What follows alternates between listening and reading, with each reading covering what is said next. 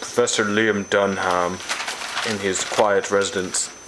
He's lived in this retirement home for 4 years since his firing as professor in the Philistine Institute of Geological Sciences.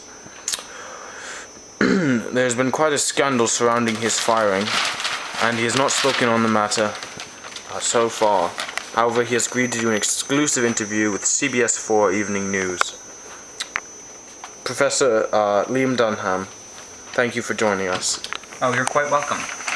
Am I interrupting your newspaper reading? No, not at all. Don't worry. So, let's see.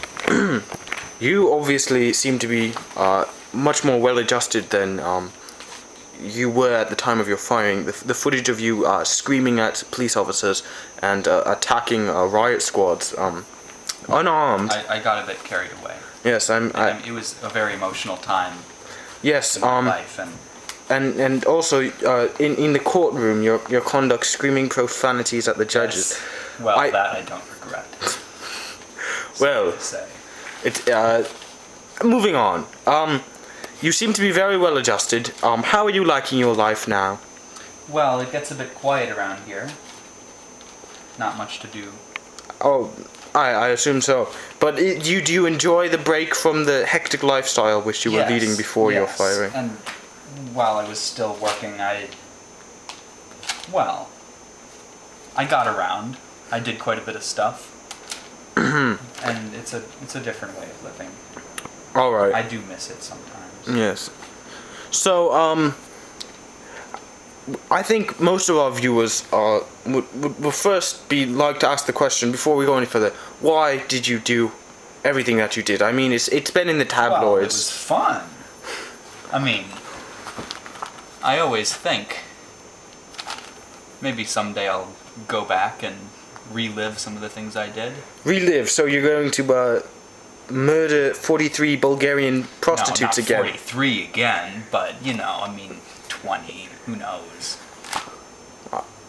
None of this is official, right? No, I can, like, this will not go on air. Okay, alright. We're going to do a much cut and condensed version of this. Okay. So just make sure you show me the final edit. Oh, certainly. Oh, okay. So you were obviously living a very precarious lifestyle. You seem to have no regrets. Would that be fair to say? You have no regrets, or do you have some regrets? Well, I suppose my one regret would be getting caught. Mm-hmm. But no. No. Okay. So let's go back. So the story breaks June 4th. 2006, right? 2006, yes. 2006. That was when the Wall Street Journal first ran the expose on your. Initially, they only exposed about half of what I'd been doing, though. Oh, I mean, there was. I believe there was a book published afterward. Oh yes. Well, that was of course after your firing. But once your university caught wind of this, there was a more serious investigation. Now everybody knows what has happened after you were outed, and I assume that we only know one part of the story because you did not cooperate with the authorities very well. I mean, of course not. Yes, and so my question is, what went on before that hasn't gotten the light of day? Because that's what our viewers are really interested in knowing. Yes. Well, I do have a few stories that haven't been told yet. I believe the book talks. Who was the author of the book? I can't remember now. I think it was Joseph Ratzinger. Right, yes. Okay, well, he talked all about the murdering of the prostitutes, which you mentioned, and then the instance where my squirrel farm was uncovered, highly illegal. That was probably the main reason why I lost my job. I don't believe I've ever told anyone about the tractor heist I pulled. Tractor? That was, I believe, in 2003? Oh, yes, No. Before that. Anyway. Yes, it was a small farm right outside town. They had a quite a nice collection of tractors, I must say. And anyway, I went on a bit of a rampage in one of them. Drove through a building, in fact. So this incident, which has largely remained undiscovered. I mean, there was a police search in the area for a man who ran over approximately $43,000 worth of livestock in a parade of tractors. I didn't know it was that much. Wow. But I mean, the statute of limitations hasn't expired, but you still feel that you still feel okay, exposing this to the public? Well, yeah, the damage has been done. I mean, how much more trouble could I get in, right?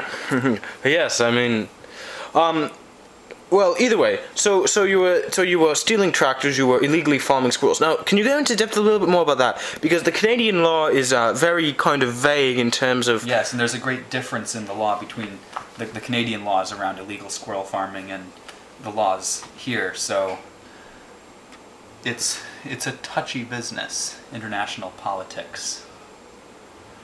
Do you think you could go into some more detail? The size of the operation would have been fine here in the United States, but in Canada, you're not allowed to have, I believe, anywhere over 50 squirrels being raised on illegal steroids. If I'd been using a different type of steroid, it would have been okay, but the nature of these particular drugs were very, very illegal. The squirrels were deemed a serious threat to the people around them. And since there were hundreds of them, it was not pretty. Were the people, the locals around you, were they aware that you were squirrel farming? That these squirrels were, growing to 4, 5, 6 times their usual size? Well, not for long. See, once they became aware, they didn't really have much longer to live, so... And how did you contain these squirrels? I mean, most people are at first shocked that you would do such a thing. But then second of all, they're quite intrigued at how you could mastermind such an ingenious plan. Well, it was not difficult. I mean, all you do is mix a few chemicals together and inject the squirrels and see what happens. But for your own safety and for containment of the squirrels, I mean, what did you do to keep the squirrels out of the general population? Chicken wire. They found ways around that, though, as you well know. I thought of electrifying the barrier, but that did no good. And about your professorship, I mean, you were an esteemed professor of 43 years at the Institute of Geology and whatnot, Philistine.